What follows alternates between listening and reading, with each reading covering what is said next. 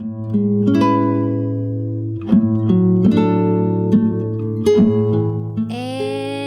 now it's time for DJ Rocky's Secret Files.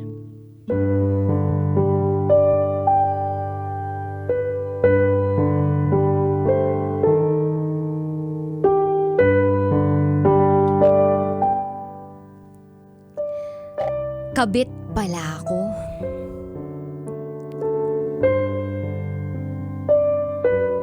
Hi DJ Rocky. Itago mo na lang ako sa pangalang Rain. At ito, ang aking secret file.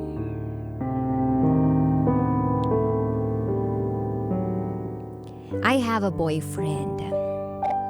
Itago natin siya sa pangalang Be. Since, ayan naman ang tawagan namin. Mag 1 year na dapat kami sa August 16. Kaya lang, may nalaman ako na ikinaguho ng mundo ko.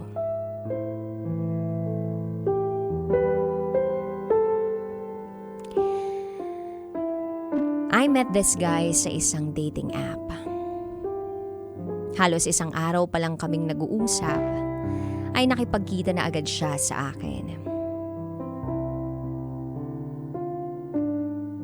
At may nangyari sa amin. Hindi ko pa siya lubos kilala pero pumayag ako. Stupid, right? I was just so curious about how it feels. And yes, siya ang una ko. I was so lonely that time dahil kagagaling ko lang sa isang breakup. I was so lonely to the point na kinailangan kong kumilala ng bago para makalimutan ko yung ex ko. Then it happened. After nung first meet, nasundan na ito ng nasundan. Ipinaramdam niya sa akin na espesyal ako, nakamahal-mahal ako, at katanggap-tanggap ako, even if I'm kind of fat and not that beautiful. I was hoping for his love. At ipinakita naman niya sa akin yung pag-aalaga na gusto ko.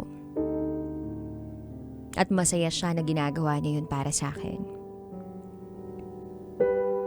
Although, walang verbal communication na, eto tayo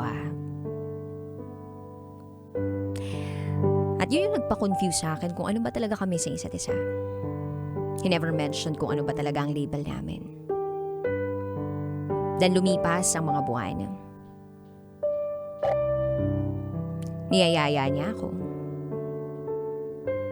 na magkita kami. At sa bawat yaya niya ay may nangyayari sa amin. Then, month of May. Dito na nagsimula na lagi siyang busy. Kaya siya kailangan niyang tulungan ng tatay niya sa bukid. Then month of June. Sabi niya busy pa rin siya dahil sa trabaho. Kinailangan kong intindihin yun.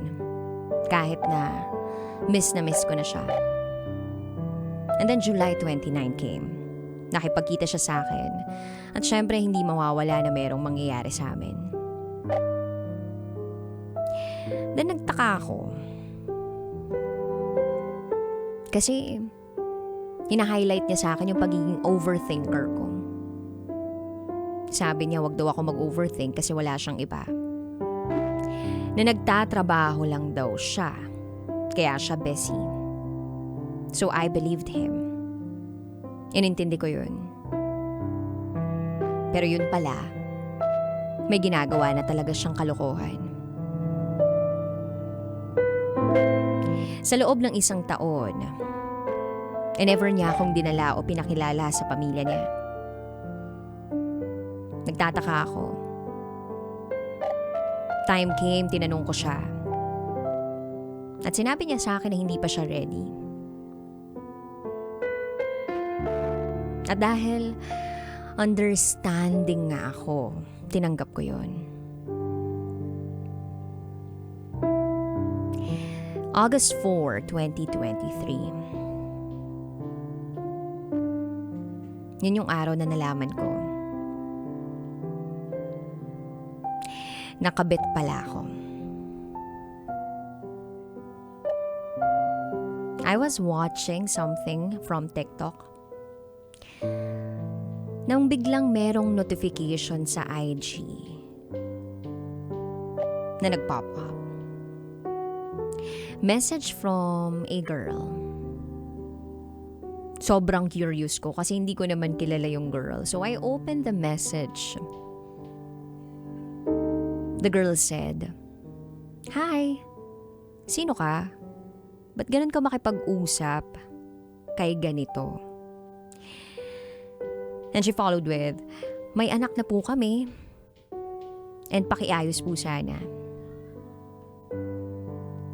Tapos nag-send siya ng photo na screenshot ng convo namin nung kinikilala kong jowa ko. So hindi ko muna nireplyan. Ini-screenshot ko lang yung message na yon. At message ko agad ang boyfriend ko that time. Tinawagan ko siya, sinend ko yung screenshot. And I was really hoping na sasabihin niyang hindi yun totoo. Na nantitrip lang yung babae. Pero hindi. Bigla na lang siyang umamin na may anak na siya. 2 buwan na yung bata. Nagkumprontahan na kami. He said na nito lang niya nalaman. And I asked him kung bakit hindi niya sinabi sa akin agad. Then he said, natatakot siya. Na nahihiya siyang makipaghiwalay sa akin. Natatakot siya na mawala ako. He told me na nabuntis niya yung babae. That night, na nalaman ko na may label pala kami kung kailan last night na namin, tsaka ko nalaman na may label pala kami. Then yun na nga. In-explain niya na nabuntis nga niya, yung girl. And I realized na kung 2 buwan na yung bata, month of May ipinanganak. So ibig sabihin, bago ako, may ibang babae siya. I asked him kung mahal niya yung babae at ang sabi niya, hindi niya alam. Hindi niya alam. Tas, sa kung tutuusin lang, I was really hoping na sasabihin niya sa akin na hindi niya mahal yung babae. Kasi kung sasabihin niya sa akin na hindi niya mahal yung babae, baka hinayaan ko yung sarili ko na maging kabit. Ganun akong katanga. Pero naisip ko na may batang involved. At hindi ko masisikmura na mahalin siya, knowing na merong batang masasaktan. I asked him kung nagsasama ba sila and he said na, oo ngayon, para sa anak namin. That night, siya na ang nakipaghiwalay sa akin. Ang daming mga tanong ang pumapasok sa isip ko na hindi nasagot. Then naisip ko na replyan yung girl. Humingi ako ng sorry dahil wala akong alam na may asawa at anak na talaga yung guy. Nalaman kong 3 years na pala sila. And all this time, kabit pala ako. At hindi lang ako kasi may iba pang babae. Marami. Nag-send pa sa akin yung asawa ng girl na yun. Ng iba pang mga convo sa ibang babae. Meron pa nga na may selfie. At suot-suot pa yung binigay kong damit habang nakipagkita siya sa iba pang babae.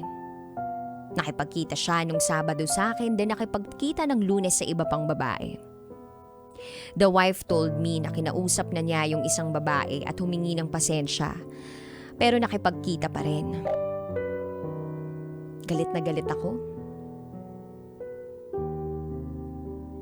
Sinabi ko dun sa girl na nanghihingi pa nga itong si Ben ng pera sa akin. At nalaman ko na lahat pala kaming mga babae niya ay hinihingan niya. Pinilit kong makaipon. Hindi kumain sa school. Kahit itlog, yun na lang ang para sa akin para lang hindi ako makagastos ng pera at makaipon lang para kapag nanghiram siya, may maibibigay ako tapos ganun pala yung gagawin niya sa akin. Wala naman siyang ibinayad pa sa akin sa lahat ng utang niya. Sa laki ng hiningi niya sa akin, ginawa niya akong tanga.